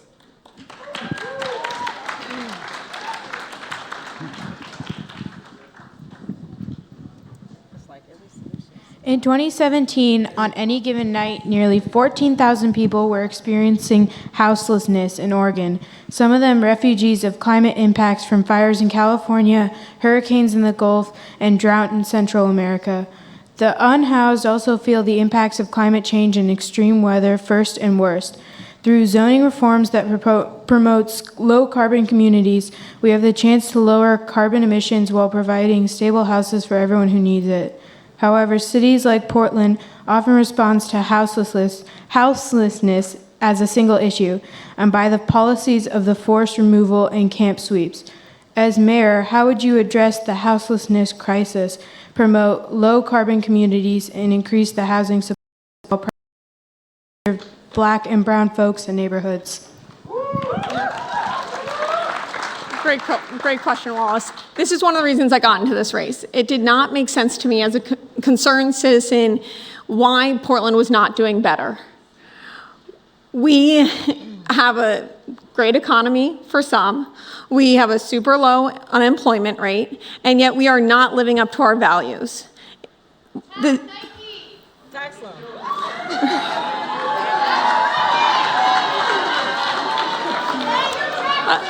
Thanks, organizer. I think when it comes to people affected by houselessness, again, we can do better. Corporations can get involved, but the city also needs to take responsibility. And again, it is not a single issue. It is people affected by mental illness, those who have addiction issues, and we can be there for them. But we have to have services. We have to have a housing first model where we get people into their houses as soon as possible because it's the economically right thing to do, but it's also the right thing to do for people. There's no more urgent issue, in my opinion, from a social perspective than the crisis we're seeing unfold on our streets, and I've made it my #1 priority. Over the last 3 years, the funding that we put goes from 17 million to 34. We have the right partnerships in place. We have focused on prevention, on shelter, on interventions, on supportive housing, and on affordable housing. Last year, 7,000 people in our community received preventative services. Those were people identified as being at the greatest risk of becoming homeless. They were largely from frontline communities referred to us through community-based organizations. We have doubled the amount of shelter space available in the community over the last 4 to 5 years. We've changed what shelter means in our community. It's not just a place to get out of the elements, it's also now a place to connect people to service. And that's why we've been focusing relentlessly on improving the delivery of addiction services, mental health services, disability services, domestic violence survivorship services, youth engagement services, and we've also committed to supportive housing, 2,000 units of supportive housing. So that's housing that is very low income to no income housing that's connected to services. And we've made good progress in that area. And again, this isn't about me. This is a partnership. This is a lot of people working together, including community-based organizations. Last year, 6,000 people were moved off our streets and into housing. The problem, of course, is that the chronic homeless population continues to grow. We cannot deny it. And that means more services need to be connected to people who are on the streets. If they won't come to us, then we need to go to them. And that's why we created the navigation teams in addition to the navigation centers this year. We have a lot more work to do, but we're on the right track and we're beginning to see the progress.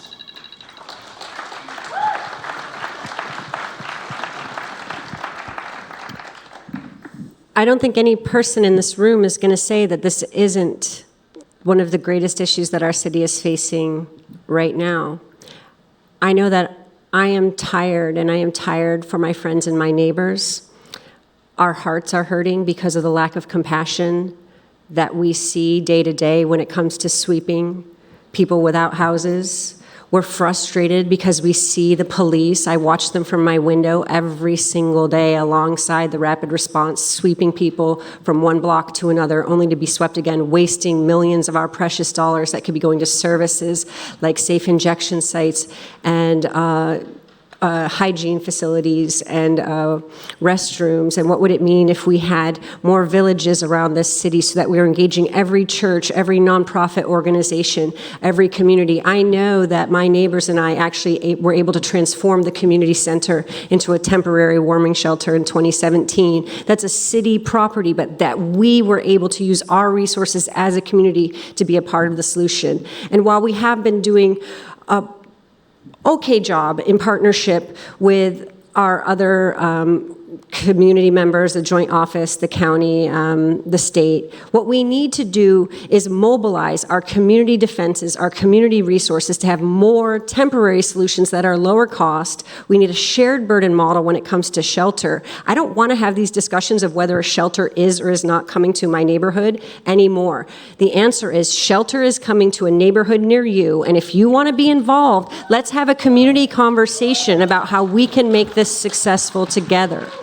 We need to mobilize our entire community around these solutions. And then we need to stop making it so difficult to bring housing online. We need to streamline the processes around the city to make sure we're bringing as much affordable housing online as cheaply and as quickly as possible by streamlining the city development processes.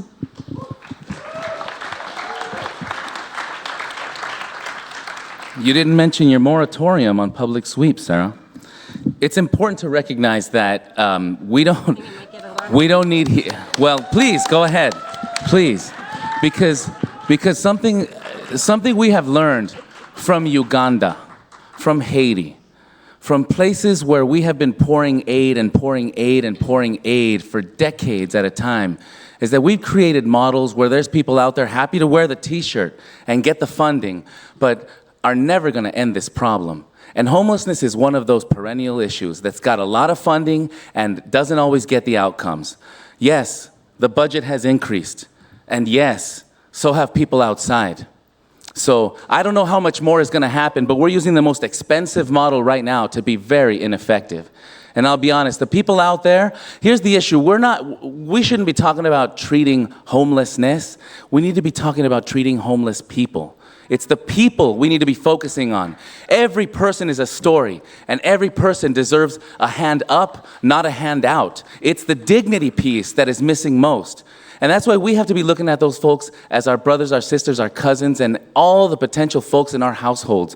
Because what is happening outside in the streets right now can happen to any one of us. And how we treat the least among us is how we treat ourselves. And I don't know about you, but if I was struggling and I was hard up, the last thing I want is for people to just leave me alone and avoid me, okay? So I think we need to see those people. We need to help them. And yes, I'm glad you're paying attention, Sarah, because yes, we actually need to be putting sites out there and working with the faith communities. But guess what? I'm not waiting to talk about this stuff. I'm already doing it. There's actually a coalition out there of faith communities that own about 640 acres throughout the city. They want to bring services forward, but they need people to support them navigating the permitting process, the process to get the thing made legit. And this is why I'm saying we need to treat it like an emergency, and we need to do this now. Pop-up shelters, emergency services, it's our only option. Thank you. That's right. Said stop using the word homeless. That's right. So my thought is this: for the last, I would say, for the last 9 years, I've been working to legalize recreational marijuana in our state. And the reason for doing that is not only because I felt like that extra revenue, the $725 million that they brought into Oregon last year, but the money that comes into Portland through the taxing, I thought, and a lot of other people thought that that was going to help us improve access to housing. We thought that that was going to help improve access to health and services for people dealing with addiction and drugs. We thought that it was going to help support reunification of families. We thought that it was going to help with potholes. We thought it was going to help with sidewalks. We thought that it was going to help with building jobs and engineering a successful model of internships and apprenticeships and vocational vocational training for marginalized communities that have been criminalized because of it. But we didn't do that. And so I've been meeting with people in the cannabis industry, not only doctors and scientists, but lawyers and accountants and legislators. And they would love to make a Green New Deal in Portland utilizing those dollars. We have the revenue stream. We're not utilizing it wisely. And in the last couple of audits, which I share at every conference and every convention that I go to, they can't believe that they're spending so much time and energy on building a resource for us that they thought was going to be housing justice, that they thought was going to create social change. So it's time to build that into what Portland should look like. Let's reinvest that money, not into police, but into those things that our most vulnerable communities need, which is aid to health and safety, which is accessibility, which is housing, which is services. We got the money. Let's redirect it from criminalizing poverty, and let's go ahead and invest in the success for those families in the next generation. Thank you.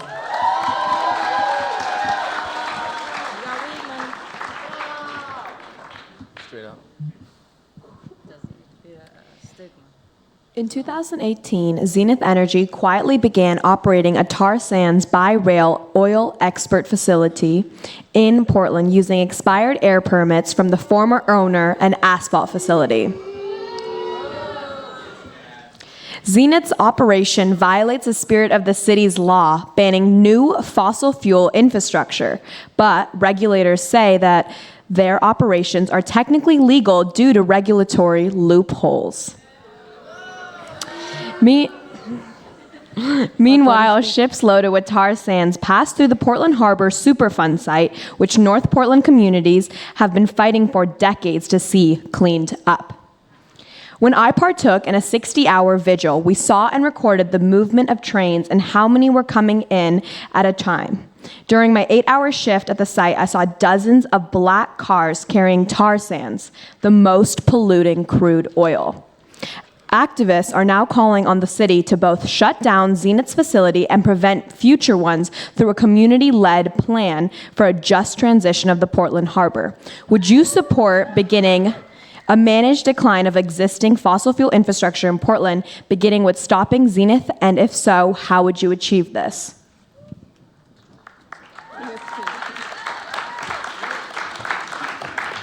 So first of all, let me be clear about what I have said and what I have done and where we are going from here. I have been very clear, and I believe this absolutely, that we must limit rail cars full of toxic and explosive fossil fuels coming through the Columbia River Gorge, which is a scenic area, and then into an urban area that's highly populated. And we saw one of those rail cars actually hit an overpass last summer in the rail yard on Swan Island. Thankfully, it was not going at full speed. It can't in that area, but if it had been somewhere else and had been going at full speed, it could have been a catastrophe of the size seen in Quebec, where over 4 people died and half the town burned to the ground. Or it could have been a situation like we saw in Mosier, where a number of cars derailed, creating a potential environmental and public health catastrophe. I do not want that to happen in the city of Portland. And moreover, I do not want the city of Portland to become an export colony for Canada, bringing their tar sands into our community and then exporting them by boat to China or somewhere else. That is not going to happen. The legal tools we have at our disposal, we've been using. And I'm very happy that the activists have been engaged. But what we did, they applied for a permit. They have a legal right to have that permit vetted. It was vetted, and we denied it.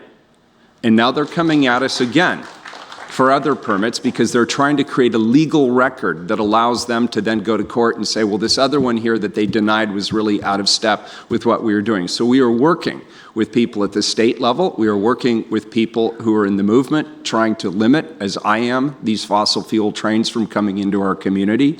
And we're going to win, but we're going to have to keep at it. It's not going to happen overnight.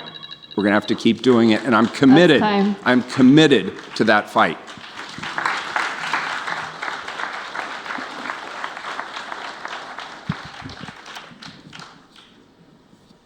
I put out the Green New Deal for our Portland based on best practices from around the world in terms of how we're going to manage the decline of fossil fuel infrastructure in our city. We need to be far less risk-averse about being sued in the short term and far more risk-averse about what is going to happen in our community 5, 10, 15, or even 7 days from now if we had a seismic event. We have not shored up the infrastructure. We need to move with urgency and with creativity, legal creativity, and maybe even some innovation to make sure that the fossil fuel industry knows that here in Portland, they are not going to be the basis of our economy anymore. They need to shore up their responsibility and protect our people, and that we need to have our leaders standing there with us on the front line so that we don't have to drag them along with us every time there's a decision to be made.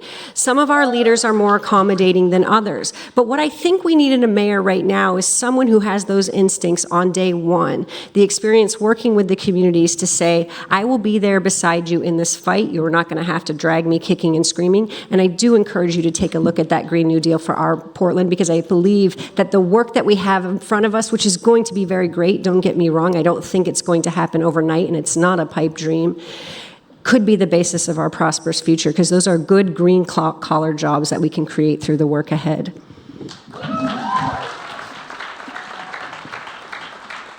Sarah, you say you pick from best practices around the world. I'm a global sustainable design leader, and I help develop best practices around the world, and I could tell you it's pretty weak sauce what you got in your Green New Deal. That's all right. That's all right. We're debating, and this is important because you know what? I could say in my Green New Deal, yes, we could trim 5 years off of the timeline. I could tell you, you know what? Let's do it next year. But the problem is, you got to know how. And taking 5 years off the timeline, this is politics. I've been watching people in elected office doing this for decades. They set a line, they move the line, and then you know what? They're not in office when that line hits. So we need to know how we move that now. I'd say we should have been doing this a long time ago. I didn't put a timeline on my Green New Deal because I say we're already late. So when I say a net zero energy, I'm not saying by 2020, 2025, 2030. I'm saying right now. And I'm saying we need to start with an inventory of where we are. We need to start with an inventory of our waste, of our food system, of our ecosystem services. Listen to how people will talk about ecosystem services in the next few weeks, because nobody else is talking about the fact that nature, the bees, the pollinators, all of those things are still part of our living system, and we're not talking about that yet. So my Green New Deal includes all of those things, because you know what? We are part of a living ecosystem. Now, we want to talk about how to deal with Zenith. I'm going to answer 3 ways. As a person, WTF, what are we talking about right now? Still doing fossil fuel infrastructure and getting it out there, extracting and selling it on the global market. That's absurd. As a mayor, yes, we can only go so far, and you're going to get a lot of legal mumbo jumbo. And as for anyone that's in that office, because we're one city in an international pipeline, okay? And that is going to be a holdup perennially as a mayor. But as an activist, this is where our opportunity lies, ladies and gentlemen. So if you want to know how, I'd say we got to go upstream, because there have been permits coming all along the corridor, through Idaho, through Montana, to get to us. And there's, I'm sure, a lot of squirrely deals out there, because this is how they stole our land the first time. So I just wanted to say, I know a couple of people that work for BNSF, and one of the biggest things is that they're not even safe on the job. The fact that they have a union, they get to keep their jobs when they talk about it and when they ask for different things to keep them safe. But we're not even keeping the workers that bring products into our city safe. We don't even care about how they're going to make it home and how they're coming into work and how they're being overworked. So I don't believe that unless we shut it down, I don't believe that we're going to do any of the things that we say we're going to do. Like I said, I hang out in archives. I'm always looking at the actual record and what's been happening and what people have listened to and what people have actually done about it. And the thing that has to happen is that we need new leadership that doesn't mind shutting things down that are harmful to us. We need new leadership that's going to build practical ways to move forward through educating and involving and engaging our critically vulnerable communities. Because the fact that we call them in when we need to assert an estimate or quantify a problem, and then we go about our ways with our funding and our opportunities and our resources, and we leave them there when we need them.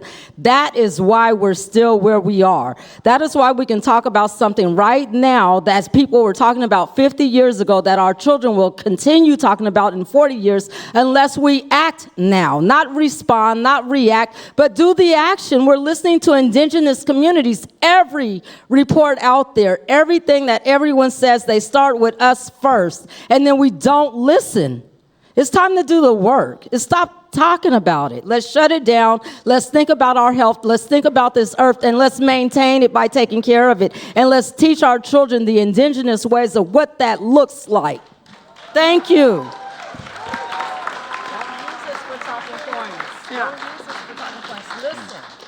Yeah, tar sands are dirty, and we have to say it and say it and say it again, and transporting them is incredibly dangerous. I went to Alberta and touched the tar sands when I worked for one of the strongest environmental leaders as their legislative director in Congress, and we fought the Keystone Pipeline, and you have to fight it and not have the indigenous communities be the ones to do it. You need your city to do it. You need to look at the permits and do it every step of the way, because the accident will happen. We can't pretend like it won't. It will happen. It will affect the workers, and it will impact, the communities that we're already allowing it to go through.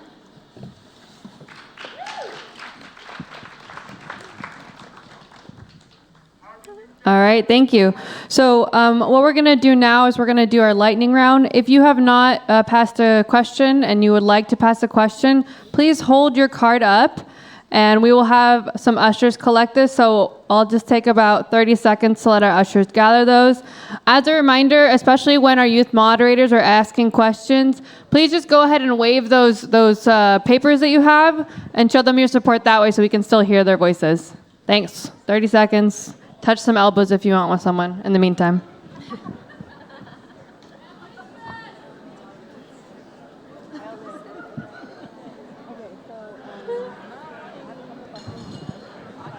I'm bringing a heavier jacket next time, Ozzie. I'm freezing.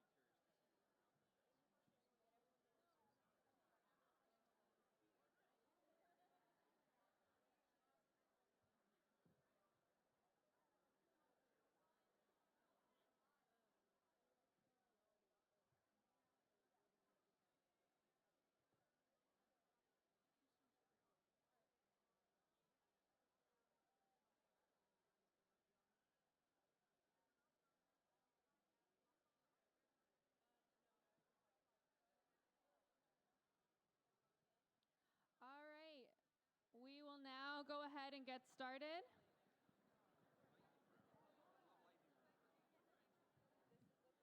And so again, just as a reminder,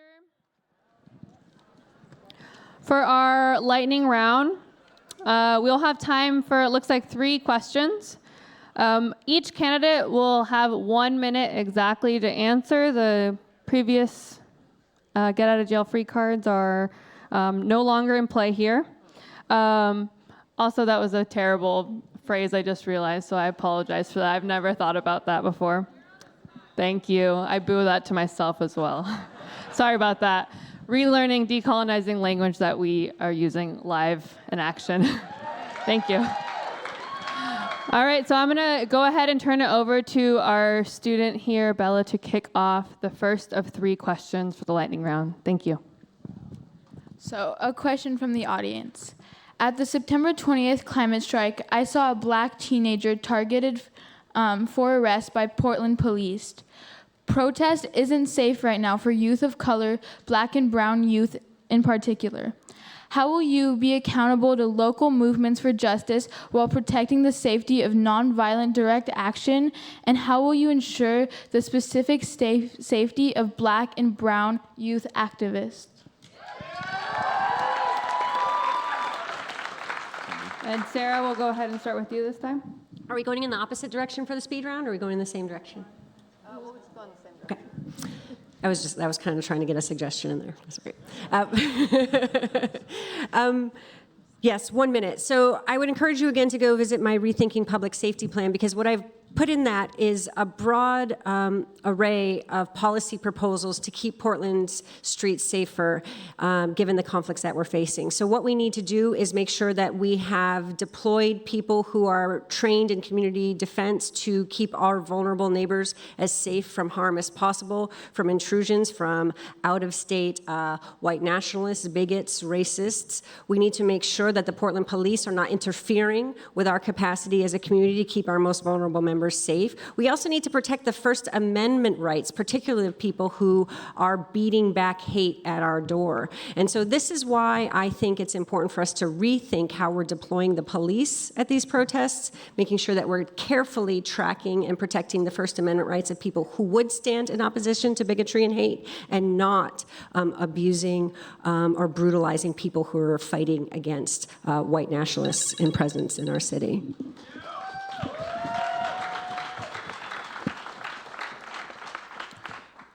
I agree wholeheartedly. It's important that we do have a deep conversation about policing. It's important that we recognize when ideas are sound and when ideas need to be thought through some more, regardless of the person saying the idea. But yeah, I think that idea is sound, and policing really needs to be redefined and reinvented in our society. We've relied on this hyper-militarism that brings out the big guns on the beginning, and day one, there is nothing in between. And it's been way too long since anyone felt like police were there to help ensure their safety. And we all get afraid. And I think that the images of the agency provoke that in a big way. So we have to rethink all of it, including representation. I think that's the important part. We have to be bringing people from our community to start becoming part of the security, of the safety of their streets. This is the reason why we have to be able to look at a next generation neighborhood watch, a way to bring young people in. Thank you. I just want to say that I'm a community organizer, and I've organized probably hundreds of protests. And I've organized community to create coalitions and more movements because of their ability to organize in their own community, so we can be consistent in getting that movement on the front lines. But what I have realized is that as a black woman, when I stand up with my community and we say stop the violence, and we're speaking to the people that we elected, and we say that systemic violence is just as bad as police brutality, and it is also the same, what happens is that they call the police on us and they brutalize us. I heard Mayor Wheeler say something about getting a permit so that when you have your issue, your movement, your crisis, and you bring it into a court, it will be more credible. But the thing is that you don't have to have a permit to have a nonviolent direct action. It's called civil disobedience, right?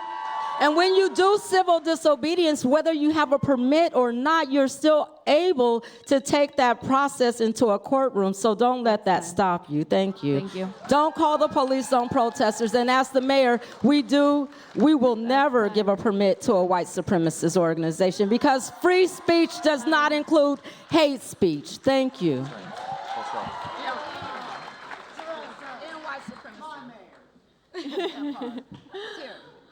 I know when I engage in civic action, my experience is different, right? I'm not afraid that the police are going to beat me up. And it's a complete disservice to allow those whose voices need to be heard be afraid to be involved in those protests. And it's incumbent upon us who are not at the same risk level to stand up and stand beside and help do everything we can, use the platform we can, whether it's on a debate stage or in a mayor's office, to raise these issues. So thank you for what you said, and I know that it is intrinsically unfair, but it's also on our city leadership to stand up. And I can give you some of my time if you want to say something. So I just wanted to say that as a person of color, as a black woman, we're not afraid of white supremacists. They're afraid of us. And we don't need protection from them. They need protection from us. Thank you for showing up.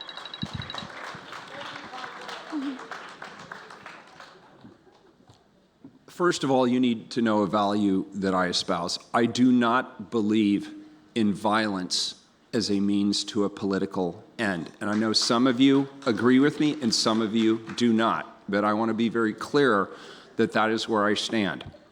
With regard to policing demonstrations, I think everybody in this room is smart enough to know it has not gone flawlessly, right? However, I do believe the police have gotten better over the last several years.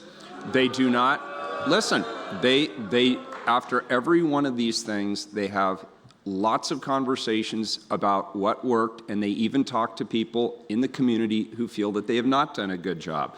And I believe their use of force tactics have improved. They don't use the aerial devices any longer as a result of some learning and evolution in thinking there. They do continue to work to let everybody express their First Amendment rights, and they work to keep people separated. Well, I also believe in the First Amendment. You should know that. I do. Thank you. That's time. All right, and now we will hand it over to our student moderator to ask the next question. Methane, greenwashed as natural gas, is often referred to as a bridge fuel when in reality the emissions from leakage and production can be more detrimental when used than coal. What concrete steps will you take to move the city away from natural gas?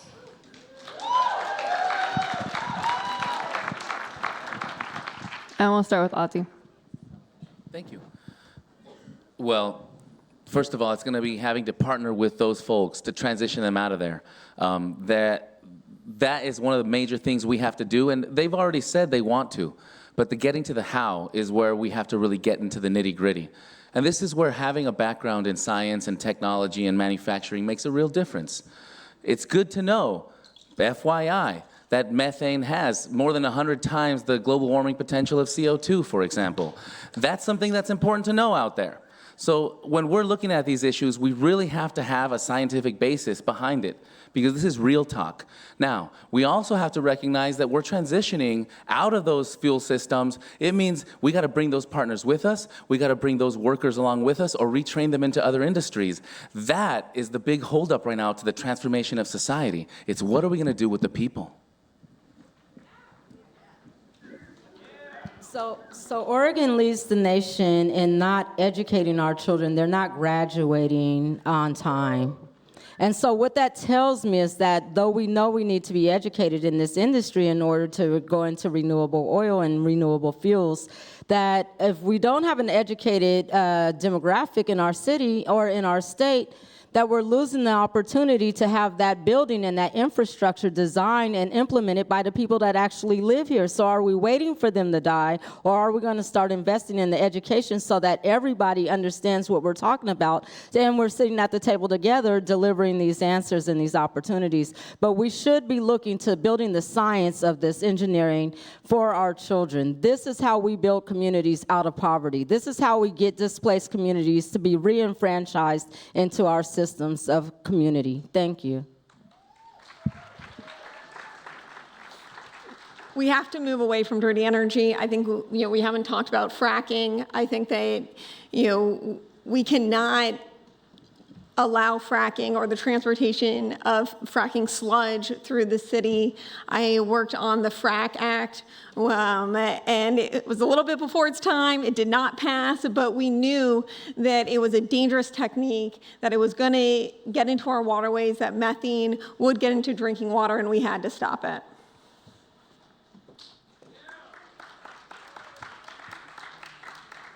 These are good answers, and I want to go in a slightly different direction. Let's start with our youth, and let's start with workforce development and the opportunity that we have here as we go through the just transition.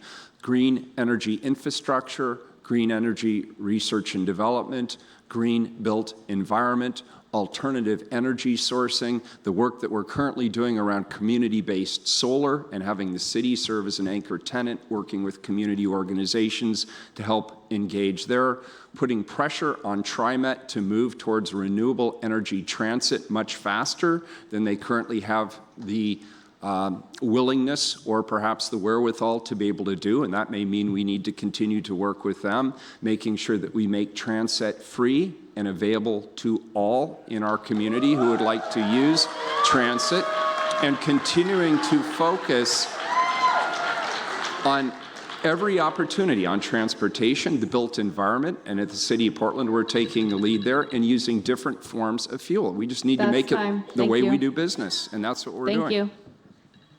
So I'll give one concrete proposal that I have, again, in my Green New Deal, which is banning the addition of new natural gas lines in new construction. I think it's something really simple that we can do as a city straight away. But let's talk about supporting green energy investments, community energy, green buildings, solar, even municipal broadband. I think one of the most promising things that we have at our disposal as a city is the Portland Clean Energy Fund, which so many of you in this room worked so hard to pass, and which the mayor actually sided with the Downtown Business Association against when you all were trying to go forth and pass this. So I think that, again, what we need to say is, what kind of leaders do we want to lead us in this transition? People who we have to drag along kicking and screaming, or people who are out there with us from day one sharing our vision and our values of how we are going to realize this just transition for the next generation and 7 generations down the road? Thank you very much. All right, all y'all are ready for the very last lightning round. Can I get a big green wave as we enter our last round here? Thank you. All right, here we go. We have seen the climate emergency declaration be drafted and released without input from frontline communities, despite advocacy efforts, and we have seen frontline community members regularly give time without compensation to support city business. How will you make climate policy more accessible and accountable to frontline communities, while ensuring that communities are valued and compensated for their contributions to the decision-making process that affects them? So we need to audit our stakeholder and our community partners, because guess what? They're ineffective when it comes to delivering the voices that they're supposed to be engaged with on behalf of the citizens of Portland. And I believe that when we create, and I'm not talking about just whoever you think, I'm talking about TED's community partners and stakeholders. Right now, when we have obligated ourselves to appoint people that respect just our values, and then we vet everything through just those groups, then guess what? We get to where we are right now. Our leaders resisting change. We need to stop that by building partnerships within our communities so the deliverables on those voices and the input is usual and customary, and that we utilize that resource to build and change what needs to be changed, and to update and to build out our community by suggesting that community is our partner in change. Thank you. exactly why the Green New Deal has gained so much momentum, is because it was written by people who cared and who felt it and who knew what the change needed to be made. It's part of why I am, as a younger person, is running in a race when people tell me there's no reason I should be here. I'm too young. I don't have enough experience. But I know that it's an opportunity to once again raise your voice, because we're going to be the generation that's most affected by climate change. Hell, we're already facing it, but we know that it's going to be, us when we get older, our children, and those effects are only going to compound. So we have to think about how we engage communities, especially frontline communities, but also young people every day.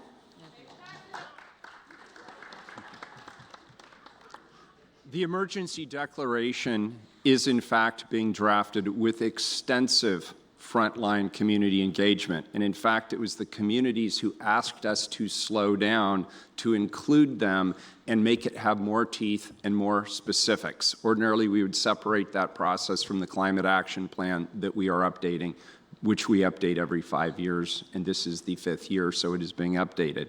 But the important thing here is we have to agree and have a consensus on what we value as a community. As mayor, it's not my job to tell you what to think or tell you what to do. It's my job to reflect what the community wants to do and move forward together. And we have that opportunity with the emergency declaration. It is out for comment right now. I want your input. Go to my website, give your input, and we will include as many people who take the time to want to be engaged in that process. I want more rather than less community engagement, because I want it to be successful. So do you.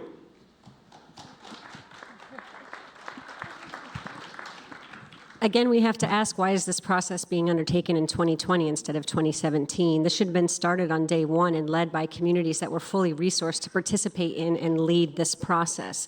As I've said before, I have developed a plan in the Housing for All policy proposal that you can find on my website, which is sarah2020.com. I encourage you to go look through them. And also, if you don't like reading policy, we have some podcasts there where you can listen to us talk about them.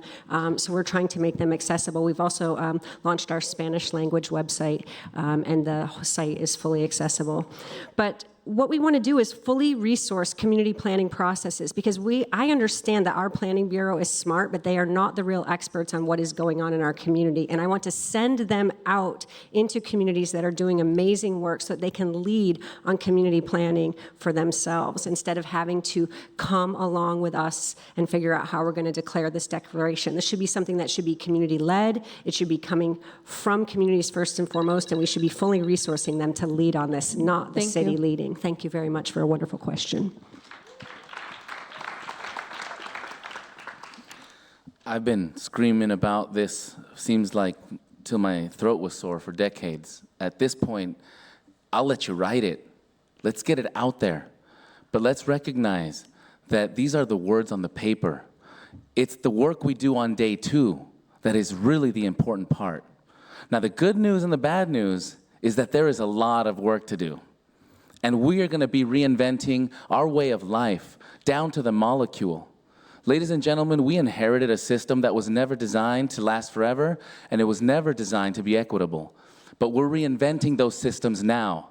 There are sheds of light out there. Capitalism as we know it is dead, and conscious capitalism is on the rise. We're watching benefit companies, B corporations. We're watching that transition move towards the future, where we are seeing the potential of aligning an era of conscious capitalism. That's something we're trying to reinvent. One way or another, whatever the answer is and whatever we call it, it's on us to make that future. This is our chance. All right, y'all. Thank you very much. So let's welcome to the stage our MCs who are going to give us some closing out statements. We'll hear now from Indy and Dallas. Thank you all for being here.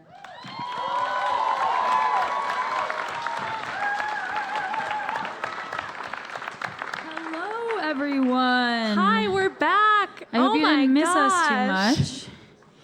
So we're just here, quick little wrap up. First of all, what an inspiring and illuminating evening. I think we can all agree on that. I would like to thank all of you for coming out on this Sunday evening to help us demand climate justice from our mayoral candidates. Love that. And I would like to thank all of our hub members who worked so hard and volunteered so many hours to make this a success.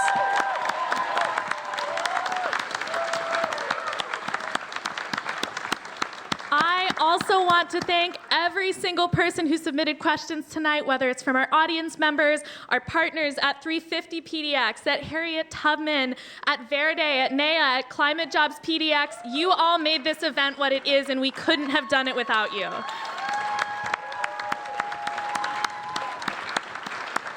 We would also like to thank our sponsor, XRAY FM, for their amazing promotion of this event and commitment to uplifting issues that affect our community, and for the killer live stream. Yeah. Everyone listening and watching out or at home, we see you. I'd also like to thank Revolution Hall for making this amazing venue available to us. Yeah! Tonight, you gave youth activists a stage and a microphone to fight for climate justice. Thank you. And finally, a reminder to all of you, get out and vote. That's what we're here for tonight.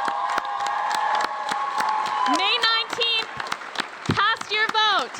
So, to close out the evening, I would like to invite one of our outrageously talented hub members to come up and lead us in a song, because in Sunrise, we sing. We sing! Michaela. How we feeling? Show me your green cards. Sweet. Oh, it's so pretty. My name is Michaela. I'm an organizer with Sunrise. I'm super grateful that you all came out here tonight. And I'm going to be sharing a song with you guys, because in Sunrise, we sing. We sing. This song was shared with me when I worked over the summer with youth advocacy and camp counseling, and I brought it to my Portland hub because I felt it really resonate with the power that was presented by my friends, my fellow activists, and especially the frontline partnerships organizations, the advocates that we're fighting with. This is a group song, so we're all gonna sing it together. We're gonna sing it. I'm gonna share one lyric with you, and then you're gonna repeat after me, and then we're all gonna sing it together. I'd also like to invite our candidates, after all your lovely and powerful words this evening, to join us. And I'd really like to call the emotions that we're all feeling right now, just express them. If you feel comfortable singing, please do. If you don't feel comfortable singing, sing quietly. I'm madly in love with you. I'm madly in love with you. I'm madly in love with you. I'm madly in love with you. I'm madly in love with you. I'm madly in love with you. I'm madly in love with you. I'm madly in love with you. Let what we do in here, Let what we do in here fill the streets out there. fill the streets out there. Let us dance for you. Let us dance for you. Let us dance for you. Let us dance for you. Let what we do in here, Let what we do in here fill the streets out there. fill the streets out there. Let us dance for you. Let us dance for you. Let us dance for you. Let us dance for you. All together. I'm madly in love with you. I'm madly in love with you. I'm madly in love with you. I'm madly in love with you. Let what we do in here fill the streets out there. Let us dance for you. Let us dance for you. Let what we do in here fill the streets out there. Let us dance for you. Let us dance for you. Once more, I'm madly in love with you. I invite you to stand if you're able. I'm madly in love with you. Rise for a livable future. I'm madly in love with you. Rise for good jobs for all. I'm madly in love with you. And go vote on May 19th.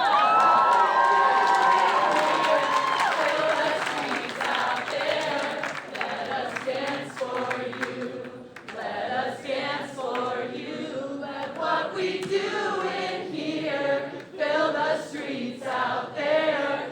Let us dance for you. Let us dance for you. Turn to your neighbor.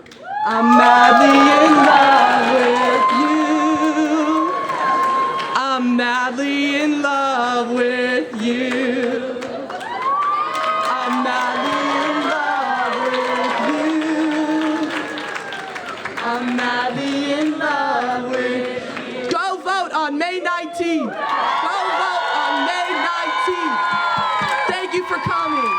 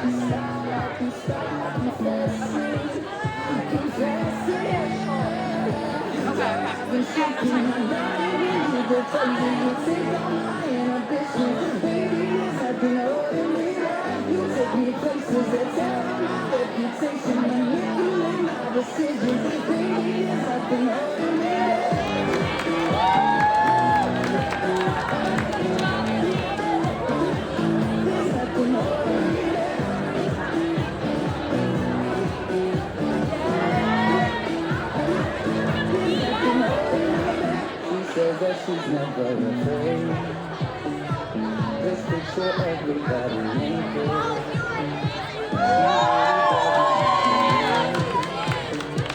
Now be the interpretation.